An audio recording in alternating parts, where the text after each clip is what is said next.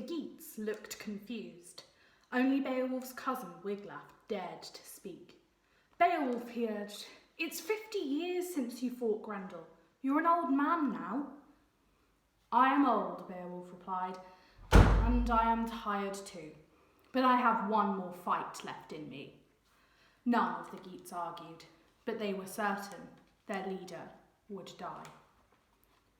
Chapter 9, The Last Monster. The sun was setting as the warriors approached the dragon's mountain. A huge roar rumbled down the dark slope. The beast had awoken. Wiglaf helped Beowulf into his chainmail. It was the same suit the king had worn to fight Grendel, but now it hung loose around Beowulf's chest.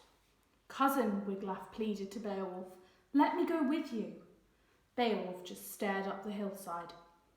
I must go alone, he said. Beowulf clambered up the jagged rock face. The dragon emerged. Its eyes burned like coals. Its tail thrashed against the rocks. Beowulf knew this was the fiercest monster he'd ever faced.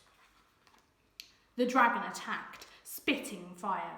Flames swirled around Beowulf's shield. I wasn't scared when I fought Grendel, Beowulf cried, and I wasn't scared when I killed his mother, and I am not scared of you. He lunged at the beast. The dragon twisted and turned in the air.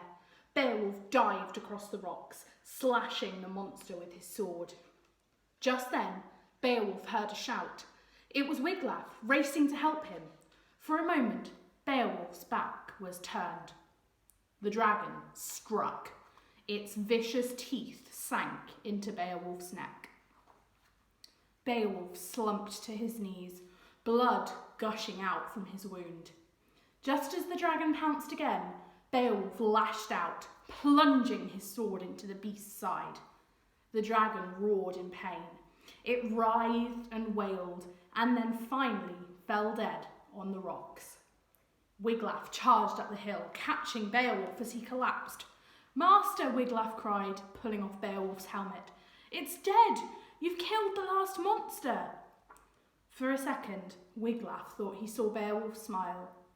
Then the king of the Geats closed his eyes and died.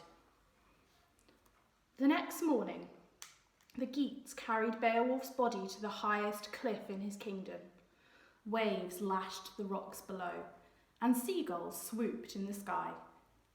The warriors placed the king's body to be burned on top of a huge pile of wood. Some of the men cried. Others told stories about Beowulf. They knew his name would live on forever. Wiglaf lit the fire, and they all said goodbye to their king. The smoke filled the sky for miles, but the sun shone through, bathing the warriors in light. And that is the end of Beowulf. I hope you enjoyed it. Bye!